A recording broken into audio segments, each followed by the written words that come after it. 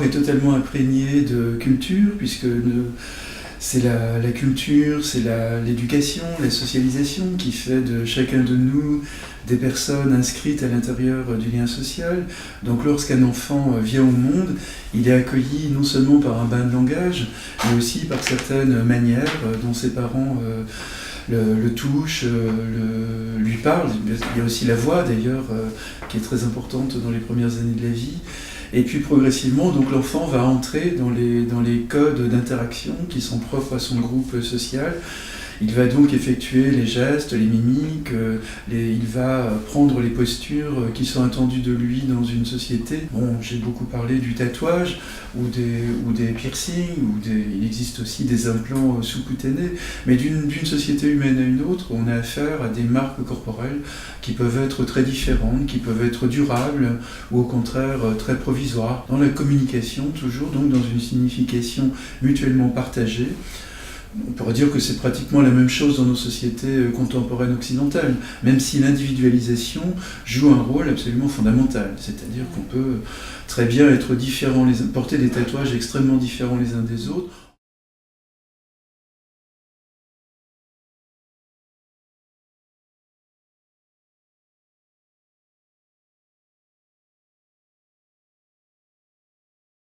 C'est une question difficile aussi parce que je pense que les recherches doivent s'opérer à l'intérieur d'un cadre relativement disciplinaire. Si j'emploie des concepts nés de la psychanalyse, je ne peux pas emprunter des notions comme, je sais pas, le complexe d'Oedipe ou autres comme ça dans mes analyses de sociologue, parce que je crois que d'ailleurs les sociologues ne me comprendront pas, les psychanalystes se diront mais qui est cet amateur qui se lance dans des choses qu'il ne connaît pas. Donc lorsque nous utilisons un concept qui vient d'ailleurs, nous avons un travail à effectuer, un travail de pensée, un travail d'ajustement pour voir si les concepts sont des outils. Donc il faut voir si cet outil fonctionne bien dans la pensée. Dans mon expérience personnelle, la pluridisciplinarité, l'interdisciplinarité, je la rencontre davantage dans les échanges, dans les dialogues. Donc pour moi, le plus fécond dans l'interdisciplinarité, c'est plutôt ça. Ce sont les échanges, les dialogues qu'on a ensemble, qui nous amènent parfois à des surprises et à revisiter nos propres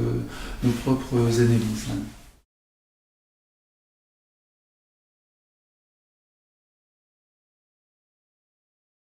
Alors, des années 60 jusqu'à aujourd'hui, il y a eu une révolution essentielle qui s'est opérée dans nos sociétés occidentales, c'est un accroissement de l'individualisation du lien social.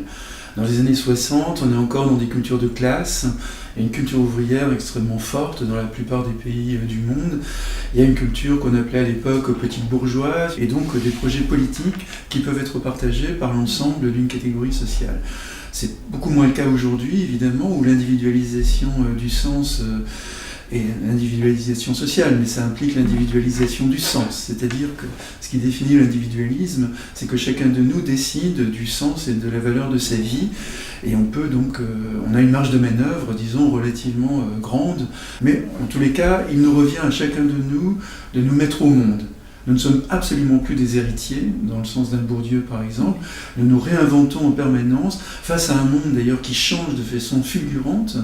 Nous ne sommes plus du tout dans une société un peu du nous autres, comme c'était le cas dans les années 60. On pouvait dire nous autres, la classe ouvrière, nous autres paysans, nous autres socialistes. Aujourd'hui, on dira plutôt moi personnellement je.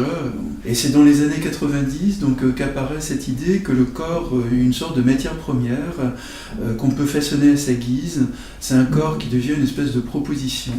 C'est le moment où le marché du corps, il y a un prodigieux marché du corps qui se développe dans ces années-là, qui change complètement le statut, par exemple, de la chirurgie esthétique, qui était un statut très péjoratif dans les années 70 ou 80. Mais par contre, à partir des années 90, la chirurgie esthétique devient tendance et s'envole et devient aujourd'hui fondamentale dans tous les magazines féminins. Il se passe la même chose avec le culturisme, qui était également un peu ironisé, ridiculisé. C'était les gros bras, entre guillemets, qui n'avaient rien dans la tête. Mais à partir des années 90, non. Le culturisme, le bodybuilding deviennent des pratiques importantes, notamment pour les milieux populaires. Mais c'est en tous les cas un changement de statut donc de la chirurgie esthétique, du culturisme. C'est l'émergence des régimes alimentaires qui touchent énormément de femmes. C'est l'époque, dans ces années-là, où se développent les cosmétiques, un marché incroyable des cosmétiques, là aussi un marché du corps. Et puis c'est le tatouage, le piercing qui va prendre son essor et qui va se développer à travers le monde. Beaucoup de femmes disent leur bonheur d'avoir perdu 1 kilo ou 2 kilos après des mois de régime. D'autres disent leur bonheur de sortir d'une chirurgie esthétique.